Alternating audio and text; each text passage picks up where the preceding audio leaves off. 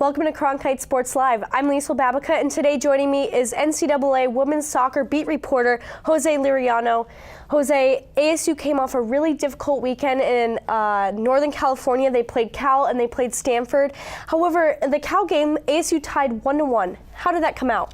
Well, even though the game did end as a draw, Cal was still clearly the better team in that game. Cal had 23 shots, 7 of them on goal. ASU only had 10 shots, 2 of them on goal. So Cal did play better than them. I think ASU was just able to fight it through, able to limit their chances. Nikki Panis, the goalkeeper for ASU, she had a wonderful game. She had 6 saves on goal, and I think that's really what limited Cal's goals chances and allowed ASU to get the draw. Well, Nikki Panis didn't do so well on Sunday. She let in 6 goals. How does that even happen?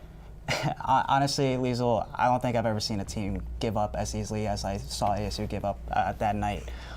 They just didn't seem confident. They were really nervous to start off the game, and I think that really just hurt their chances right off the bat.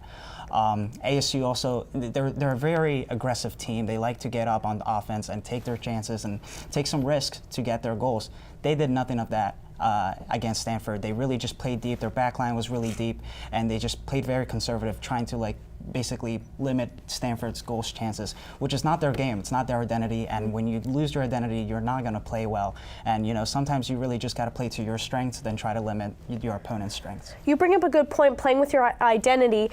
ASU has to come back and play #1 ranked UCLA Thursday night and then USC on Sunday. So how do they come back from a 6-0 loss and play the #1 team in the nation? Honestly, Liesl, I do believe they will play better in both of these games coming up this week. First of all, they'll be back home. It's always good to have your fans backing you up at home. But also, like I said, Stanford has the best offense in the nation. That's probably why ASU played a little bit conservative against Stanford. But I think they'll probably go back to playing the way they play against UCLA and USC. Obviously, those two teams are still very good, but they don't have the type of offense that Stanford has. So I think ASU will be able to go back to playing with more identity and being able to play more like themselves. Well, thank you, Jose. If you want to check out any of his work, visit cronkitesports.com. I'm Liesl Babicka. This is Jose Liriano. Thanks for joining us this week on Cronkite Sports Live.